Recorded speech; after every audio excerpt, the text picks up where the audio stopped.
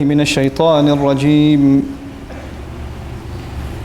يا بني إنها إن تك مثقال حبة من خردل فتكن في صخرة أو في السماوات أو في الأرض يأت بها الله إن الله لطيف خبير يا بني أقم الصلاة وأمر بالمعروف وانه عن المنكر واصبر على ما أصابك إن ذلك من عزم الأمور رب اشرح لي صدري ويسر لي أمري واحلل عقدة من لساني يفقه قولي فالحمد لله رب العالمين والصلاة والسلام على سيد الأنبياء والمرسلين وعلى آله وصحبه أجمعين ثم أما بعد السلام عليكم ورحمة الله وبركاته.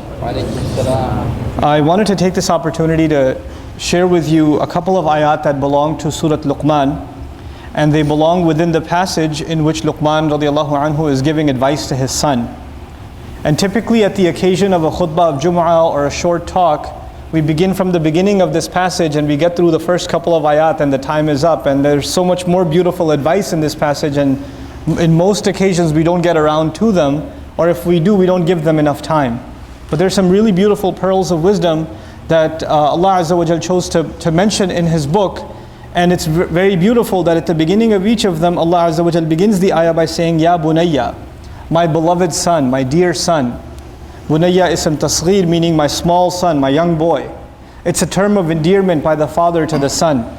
In other words, Allah wants to highlight before, there's one thing that the father is teaching his son, but it's another that he goes out of his way to show love before he even teaches him.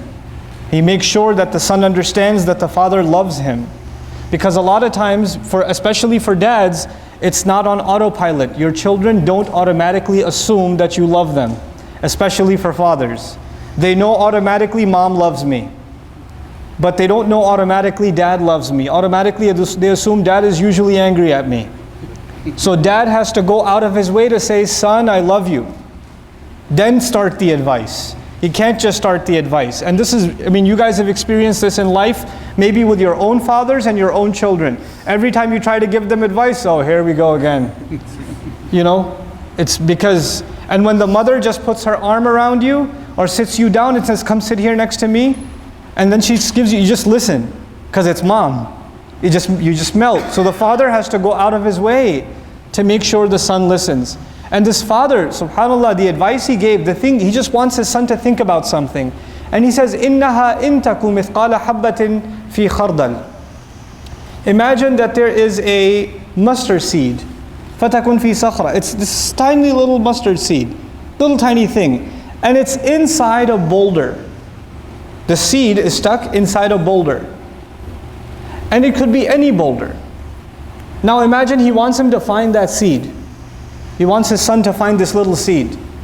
So the son might ask, so where am I finding? And by the way, sakhra is a huge rock. A rock the size of a room, a rock the size of this hall. It's a huge rock. And what are you looking for inside that rock? A little tiny seed. The first task for the son is to see, where is this rock? So his father tells him, فَتَكُنْ فِي السَّمَاوَاتِ أَوْ فِي الْأَرْضِ. It's somewhere in the universe. He tells his son, this rock can be found somewhere in the skies or the earth. It could be on this planet, it could be somewhere else, in some other galaxy far away. And now that we know how big the universe is, you know how many possibilities there are. And even if we didn't, if we just said fil ard, on the earth, how many rocks are there on the earth? And now your job is to find the seed. But if you're going to find the seed, what do you have to do with the rock? If it's inside, deep inside the rock, what do you have to do to the rock? You have to smash it, you have to break it. So what kind of power would it take to break a rock? And even if you break the rock, let's say you have the technology, you broke the rock. You found the right rock, which is almost impossible, and then you broke it, and you broke it into two halves. Does it guarantee that the seed will be right there in the middle? Or is it possible it's inside this half or inside that half? So you break it up into small pieces. You take this gigantic rock, this boulder, and you break it up into rocks this small. Is it guaranteed you found the seed yet? No. It could be inside any one of those small pieces. You literally have to smash the boulder into pieces that are the size of the seed And now how many pieces do you have? Pieces that are the size of a boulder. Because if you break it up, it's still that size. And within those billions of little tiny specks, what do you have to find? A seed. In other words, the father is telling his son, there's a secret. And this secret is hidden on top of hidden and top of hidden. And it's so well hidden that it's impossible even in your imagination to discover it. إِنَّهَا إِن تَكُ مِثْقَالَ حَبَّةٍ مِّنْ خَرْدَلٍ made of Urdu mein kehte hain rai ka dana, mustard seed. فَتَكُنْ فِي صَخْرَةٍ أَوْ فِي السَّمَاوَاتِ أَوْ فِي الْأَرْضِ يَأْتِ بِهَا اللَّهُ. Allah will bring it out. Allah will bring that seed, and ya'ti, interestingly enough in the Arabic language, as opposed to yaji' bihillah. Ja'a in Arabic means to bring something with some effort. Some big thing, a major project, ja'a. Something that's casual, easy, ya'ti. No problem, Allah will just bring it out. Allah will pull it out. Ya'ti bihallah. Inna Allaha latifun khabir. The quality of Allah mentioned by the father to his son is Allah is precise, He's subtle, latif. It's a very interesting quality. Just because somebody is powerful does not mean that they are precise. Does not mean that they are precise. You have the power to break the rock, but you don't have the precision to find that little seed. So power itself is empty. It's pointless without precision. That's why Allah's power is coupled with His precision, His latif. So Allah describes, for example, when water falls. When water falls, every drip, every drop of water, asaba, He targets it like an arrow is shot. Like Allah knows where every drop is going to fall precisely. Precisely. When the nation of Lut is destroyed, for example, Lut alayhi salam, Allah describes that the rocks, musawwamatan, they were named. Every little pebble that fell from the sky had the name, who's this bullet written for? And where is it going to shoot him? Talk about precise sniper fire. It's coming from the sky with a name on it. It's got engraving on it, this is meant for that guy and it's going to kill him in this way. Subhanallah. That's precision of Allah. So He says latif and then khabir. Khabir meaning Allah is not only is He precise, Allah is fully knowledgeable, fully aware. He's telling his son this so the son appreciates how powerful Allah is. And the son has a new appreciation when you know how you tell your children, hey kids, remember, I'm going over there, but Allah is watching. Allah is watching. And the kid goes, yeah, I know Allah is watching. Yeah, I know. I got it. Allah is watching. He wants his son to appreciate, what does it mean Allah is watching? What does it mean there's nothing secret to Allah? So he wants to give him a very powerful example. What we're learning here also is that the father goes out of his way. He thinks, how can I teach my son this lesson? And he went out of his way to figure out, well, maybe if I teach him this way, it'll stick in his head. And Allah likes his example so much, He made it part of the Qur'an. He made it part of the Qur'an, this beautiful example.